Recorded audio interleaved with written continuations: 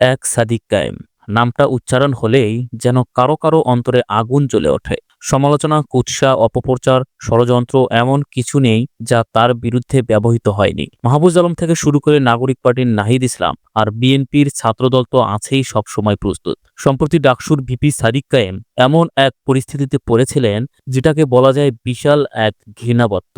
নিজের বিরুদ্ধে ছড়ানো ভয়ঙ্কর গুজবের সরল প্রতিবাদ করতে গিয়ে উল্টো সমালোচনার নিশানায় পরিণত হলেন তিনি। গুজব ছড়ানো ১২টি ফেসবুক আইডি ও পেজের বিরুদ্ধে মামলা করার পর চক্রটা যেন আরও ক্ষিপ্ত হলো। বিএনপি, ছাত্রদল, বাম ঘরানা, নাগরিক পার্টি এমনকি কিছু ডানপন্থীও সুযোগ পেয়ে হুড়মুড় করে নেমে পড়ল তার বিরুদ্ধে। কিন্তু সাদিক কায়েম নিজের মতো করেই জবাব দিলেন। কঠোর, জোরালো, পরিষ্কার, সব সমালোচনাকে মুহূর্তেই অকার্যকর করে দিলেন তিনি। ঘটনার মাত্র একদিন না যেতেই পুরো খেলার মোড় নিজের দিকে টেনে নিলেন তুরস্কের সহযোগিতায়। তুর্কি সংস্থা টিকার ৩ কোটি টাকার অর্থায়নে ঢাকা বিশ্ববিদ্যালয়ের মেডিকেল সেন্টার আধুনিকায়নের কাজ শুরু করে দিলেন তিনি। নেগেটিভতা এক লহমায় উধাও, চারদিকে প্রশংসার ঝড়, উচ্ছ্বাস আর আলোচনা। এর দুদিন পরও আরও বড় সংবাদ, মিডিয়ায় খবর ছড়িয়ে পড়ল বিশ্বের সেরা শিক্ষা প্রতিষ্ঠান অক্সফোর্ড বিশ্ববিদ্যালয় নাকি আমন্ত্রণ জানিয়েছে সাদিক কায়েমকে এবার তরুণ নেতা হিসেবে অতিথি হয়ে। আসলে সাদিক কায়েম নামটা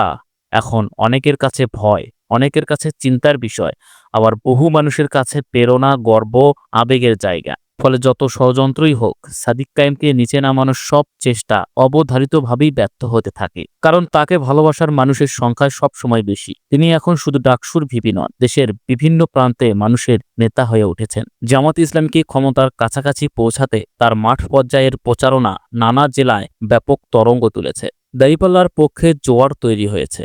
এবার শুনে নিন সাদিক কায়েমকে নিয়ে ছড়ানো ষড়যন্ত্রের প্রেক্ষাপটে লেখা একটি অংশ। তাতেই পরিষ্কার হবে কেন তার নাম শুনলেই অনেকে কেঁপে ওঠে, কেন তার সাহস আর দৃঢ়তার গল্প সবার মুখে। একটা ছেলে শিবির করার কারণে সেই ১৬ বছর বয়সে জেলের ভাত খেয়েছে। সেই সাদিক কায়েমকে একবার একজন সাংবাদিক প্রশ্ন করেছিল, তুমি যদি কখনো আলাদিনের প্রদীপ পাও তখন কি চাইবে? সাদিক কায়েম তখন সবেমাত্র ঢাকা বিশ্ববিদ্যালয়ে ভর্তি হয়েছেন।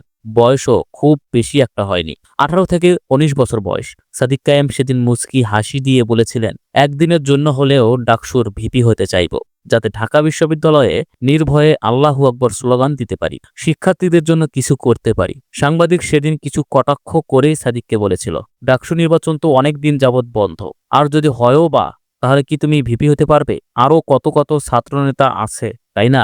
সেদিন সাদিক কিছু বলেননি, শুধু মাথা নিচু করে ফিসফিস করে কিছু বলেছিলেন। কে জানতো সেই কটাক্ষের সামনে মাথা নিচু করা ছেলেটাই একদিন ডাকসুর ইতিহাসে সর্বোচ্চ ভোটে ভিপি হবেন। আজকের সাদিক কায়েম একদিনে তৈরি হয়নি।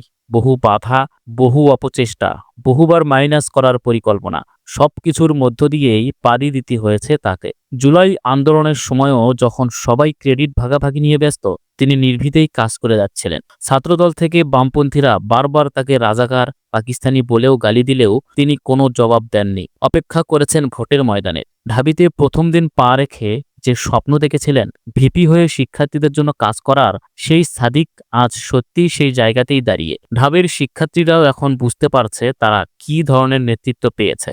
তাই এখন দাবি উঠেছে, সাদিক কায়েমকে ভবিষ্যতে এমপি সাদিক হিসেবে দেখতে চাই, জাতীয় রাজনীতিতে তার পদালোচনা দেখতে চাই।